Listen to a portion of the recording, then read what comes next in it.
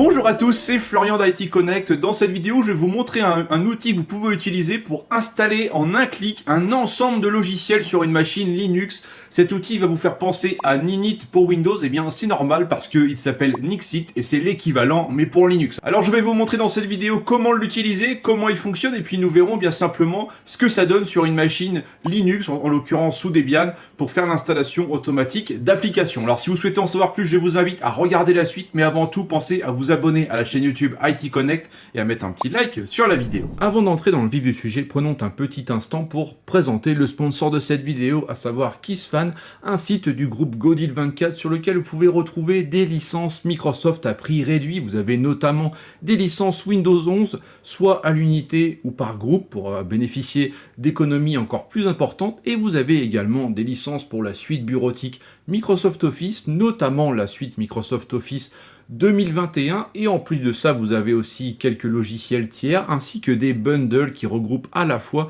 des licences Windows et des licences Office. Et donc pour profiter de ces offres spéciales, rendez-vous dans la description de la vidéo, je vous mettrai tous les liens qui vont bien ainsi que les codes promo qui vont vous permettre de bénéficier de ces tarifs. Je tiens également à préciser que KissFan est un service qui existe depuis plusieurs années. Il y a un support accessible 24 heures sur 24 et 7 jours sur 7 pour vous aider dans le cas où vous rencontrez une difficulté pour activer une licence, et j'en profite également pour les remercier pour sponsoriser cette vidéo. Vous connaissez très probablement Ninit, que vous avez actuellement à l'écran, qui vous permet d'automatiser l'installation d'applications sur Windows. Donc le principe, il est simple, vous allez sur ninit.com, vous sélectionnez les applications que vous souhaitez installer, donc là j'en prends quelques-unes au hasard. Voilà, vous sélectionnez les applications, vous cliquez ensuite sur le bouton qui est là, il va télécharger un exécutable sur votre machine, vous lancez l'exécutable et ça va automatiser l'installation des applications que vous avez sélectionnées. Ce qui peut être très pratique si vous souhaitez installer ces applications sur un ensemble de machines, puisque vous avez simplement besoin de dupliquer le paquet Ninit, ou simplement si vous venez de réinstaller votre machine, eh bien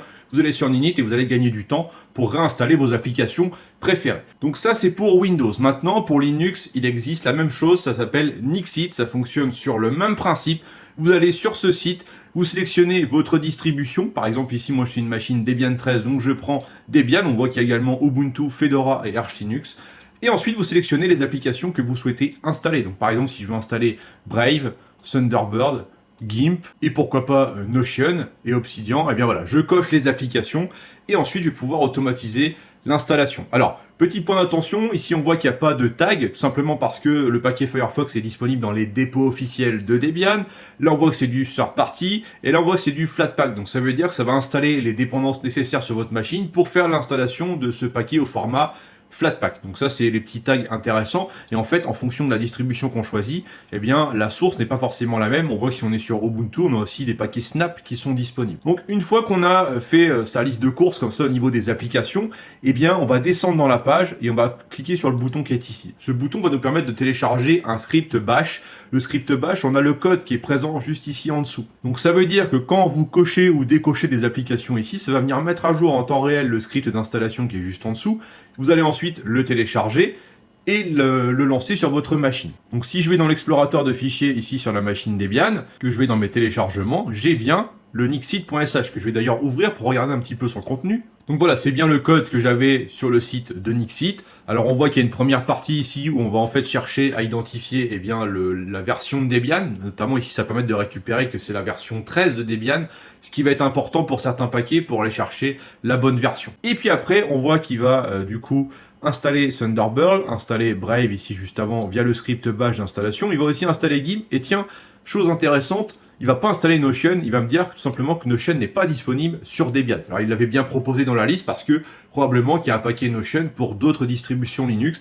Et à la fin, on a la commande install Flatpak pour Obsidian. Et donc ça en fait pour l'installer, eh bien il s'appuie sur la fonction install Flatpak qui est ici.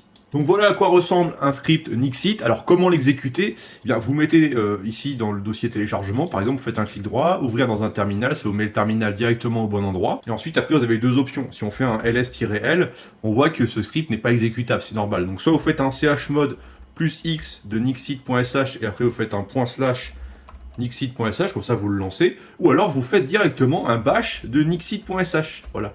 Ensuite, vous mettez votre mot de passe, vous validez, et il va procéder à l'installation. Alors je vais rapidement vous montrer que dans les applications sur ma machine, je n'ai pas celles que j'ai sélectionnées sur le site de Nixit, donc ça veut dire qu'elles vont apparaître dans cette liste quand l'installation sera terminée. Donc là on voit que c'est en cours, tout s'effectue tout seul. En soi ce sont des opérations assez simples, mais là tout est bien structuré, tout est bien pensé, en principe de façon à ce que ça s'installe correctement.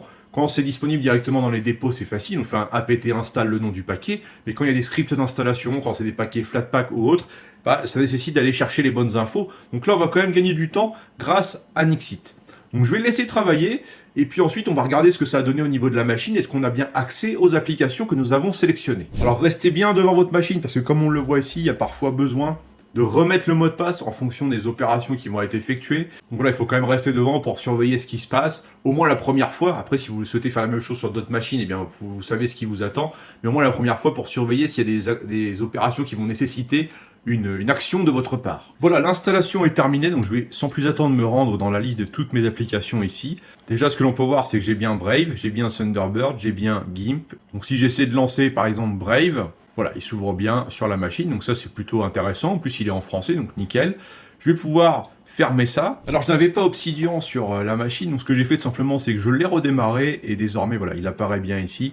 Donc on a bien l'ensemble des applications que nous avions sélectionnées sur l'interface de Nixit, à l'exception eh bien, de Notion. C'est vrai que ça pourrait être bien que quand on sélectionne Debian, eh bien, il n'affiche pas Notion dans la liste ou ils nous mettent un tag ou quelque chose pour nous dire attention, ça c'est pas dispo, parce que là on peut penser que c'est dispo, mais ce n'est pas le cas. Alors il faut savoir que à la place d'utiliser un outil comme Nixit ou même la ligne de commande, eh bien, en général sur les distributions, désormais vous avez ce qu'ils appellent logiciel, ou en tout cas une application qui s'apparente à un store d'applications qui vous permet d'installer assez facilement un ensemble d'applications. L'inconvénient, eh bien, c'est que c'est manuel, c'est-à-dire qu'il faut aller sur chaque application et puis lancer l'installation vous-même. Et enfin, pour finir, au niveau de Nixit, il faut savoir qu'il y a un dépôt GitHub pour ce projet, donc vous l'avez actuellement à l'écran, donc n'hésitez pas aussi, si ça vous intéresse, à contribuer à ce projet-là, peut-être même pour rajouter de nouvelles applications qui seront prises en charge. Ça permettra d'avoir une base assez riche, comme c'est le cas aujourd'hui pour Ninit, et ça rendra forcément des services à un certain nombre de personnes.